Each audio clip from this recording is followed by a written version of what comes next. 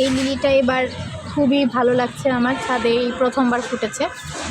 এখানে red lion রয়েছে, অ্যামারিলিস লিলির অনেকগুলো কালারই আমি কালেকশন করেছি, কিন্তু আরও অনেক হাজার হাজার রয়েছে এই ফুলের কালেকশন, তা আমার কেনা হয়নি। তো যেখানে আমার বাগানবিলাসের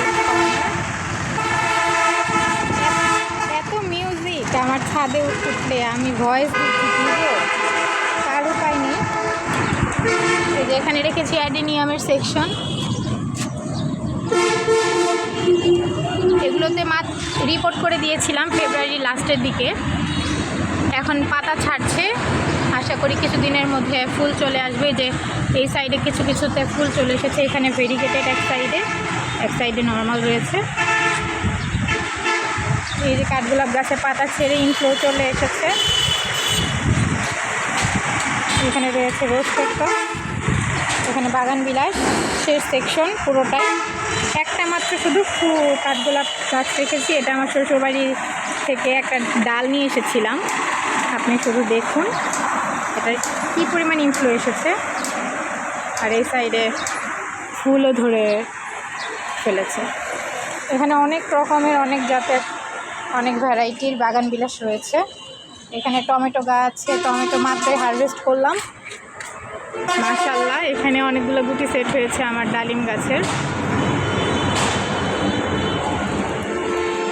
অনেকগুলো ফুল এসেছিল, কিন্তু শিলাবৃষ্টিতে আমার সেগুলো ঝরে পড়ে গিয়েছে। এই যে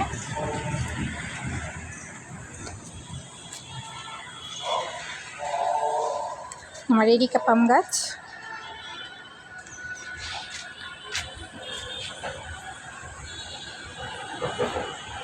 আশা করি সবাই ভালো থাকবেন এবং যা যা ছাদ বাগানের যত্ন নেবেন। ঠিকমতো খাবার না দিলে আপনি আশানুরূপ ফল পাবেন না, তাই লাভ নেই। অন্যের গাছে এত ফলন দেখে, ফুল দেখে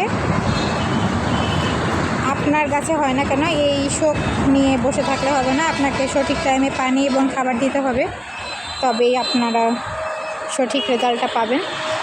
এখন দেখে আমার ছাদ বাগানটা একদম রাস্তার সাথেই, গাছে কি পরিমাণ যে পাতায় ধুলো পড়ে, আর প্রতিদিন পানি না দিলে ছাদের এসে পাতার দিকে তাকানোই যায় না। প্রতিদিনই এদের গোসল করাতে হয়, সেটা যতই শীত পড়ুক না কেন আমি চেষ্টা করি পাতাগুলো থেকে ধুলোটা সরানোর, কারণ আমার নিজেরই ভালো লাগে না দেখতে। অবশ্যই আপনারা বাসায় তৈরি যে কম্পোস্ট সেটা দেওয়ার চেষ্টা করবেন, দেখবেন যে ম্যাজিকের মতো আপনার গাছে ফল ফুল হচ্ছে। এই যে পেঁয়াজের খোসা, চায়ের চাপাতি, তারপরে যত সবজির খোসা আছে সেগুলোকে পানির মধ্যে চুবিয়ে রাখবেন। 7-8 দিন পর সেগুলো সরাসরি আপনারা পানি মিক্স না করেও গাছে দিতে পারেন, অল্প অল্প পরিমাণে, গাছের টব অনুযায়ী, গাছের গ্রোথ অনুযায়ী। এবং অবশ্যই আপনারা চেষ্টা করবেন অ্যালোভেরা গাছের ডাল কাটিং করে ওই কম্পোস্ট, যে তরল কম্পোস্ট তৈরি করবেন সেখানে দেওয়ার জন্য, খুব উপকার পাবেন। তো সবাই ভালো থাকবেন।